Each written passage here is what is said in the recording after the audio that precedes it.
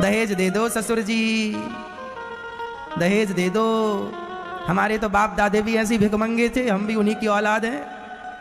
हमें दहेज दे दो, 10 लाख दे दो दहेज से। दहेज लेने वाले ना बनना, इतना पढ़ लिख के भी आप भिखारी ही बने तो फिर पहले ही कटोरा लेके बैठ जाते। इतना पैसा बर्बाद काहे करवा दिया? समय भी बर्बाद किया, पैसा भी बर्बाद किया, और पैसा गवा के समय गवा के बने क्या? भिखमंगा बन गए। दहेज दे दो ससुर जी, दहेज दे दो। हमारे तो बाप दादे भी ऐसे भिखमंगे थे, हम भी उन्हीं की औलाद हैं। हमें दहेज दे दो, 10 लाख दे दो दहेज से ससुर जी। गाड़ी भी देना ससुर जी, एक गाड़ी में चलेंगे हम। हमारे बाप की तो औकात नहीं है कि हमें गाड़ी दिला सके, ना हम में कोई काबिलियत है कि हम खरीद सकें। आपके भरोसे हम गाड़ी चलाएंगे ससुर जी, गाड़ी देंगे तो गाड़ी चलाएंगे। ना खुद के यहाँ शरीर में तो खून नहीं, पानी भरा पड़ा है। तुम्हारा तो खून सूख गया है, पानी भरा पड़ा है। तुम तो अपने बल से गाड़ी खरीद नहीं सकते, तो तुम्हारे बाप तो दिला नहीं सकते क्योंकि उनकी तो औकात नहीं है। अब तुम्हारे बच्चे ससुर जी, ससुर जी से भीख मांग लो, ससुर जी गाड़ी दे दो, गाड़ी। ऐसे भिखमंगे भारत में खूब पाए जाते हैं। हाँ या ना? बोलो हाँ या ना? ससुर से दहेज मांगने वाले भिखमंगे भारत में होते हैं या नहीं? इनके शरीर में खून है या पानी है?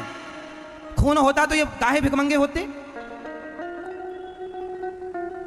इसलिए कहता हूं, यदि तुम दहेज मांगते हो ना तो तुम्हारा पूरा खानदान भिखमंगा ही है। लिखवा लेना घर के सामने नेम प्लेट में, भिखमंगे का घर यही है। हाँ, जंगल का शेर होता है, अपना शिकार खुद करता है। ये तो सर्कस का शेर है जो दूसरों के टुकड़ों पर पलता है। ये जो तुम ससुर के टुकड़ों पर पल रहे हो ना, तुम जंगल के शेर नहीं हो, सर्कस के शेर हो, दूसरों के टुकड़ों पर पलता है।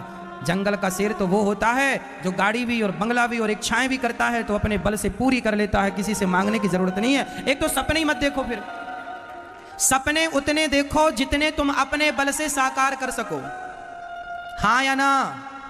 जितना चादर है उतना पांव पसारो, सपने उतने देखो जितना कि अपने बल से उन्हें पूरा कर सको। मैं ज्यादा सपने नहीं देखता, मेरी जितनी औकात है, हैसियत, मैं उतने सपने देखता हूं। तो मुझे पता है अब मैं सपने देखने लग जाऊं, मैं प्रधानमंत्री हो जाऊं तो मेरा दिमाग खराब हो गया है। जितना चादर है उतना ही हमें पांव पसारना चाहिए। जरूरत से ज्यादा इच्छाएं ही तुम्हें भिखमंगा बनाती हैं। इसलिए अच्छी लड़की लाओ, योग्य लड़की लाओ, और लड़की वालों से कह दो, लड़की से कह दो कि हमें कुछ चाहिए नहीं, लड़की योग्य है। जब लड़की से आप ये कहेंगे कि हमें आपके पिता से कुछ नहीं चाहिए, उस लड़की के अंदर आपके प्रति इज्जत, आपका सम्मान और बढ़ जाएगा। और आप यदि मांग लिए तो आपकी पत्नी क्या कहेगी? अरे राम राम, मेरे पिताजी ने भिखमंगे के साथ बांध दिया। जब देखो मांगता रहता भिखारी, पापा से ये मांग लो, पापा से वो मांग लो।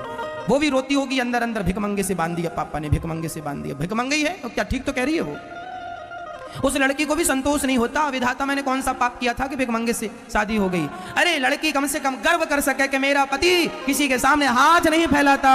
मांगे से मरना भला, मत मांगो कोई भीख, और बिन मांगे मोती मिले, यह सतगुरु की सीख।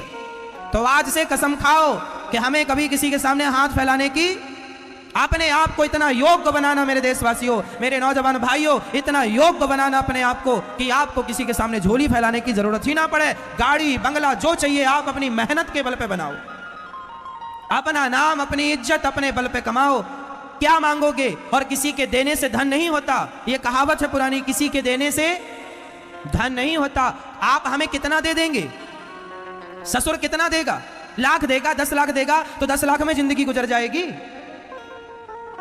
ससुर की दी हुई गाड़ी कब तक चलेगी? इसलिए क्यों कलंक लगाते हो अपने माथे पर भिखमंगे का?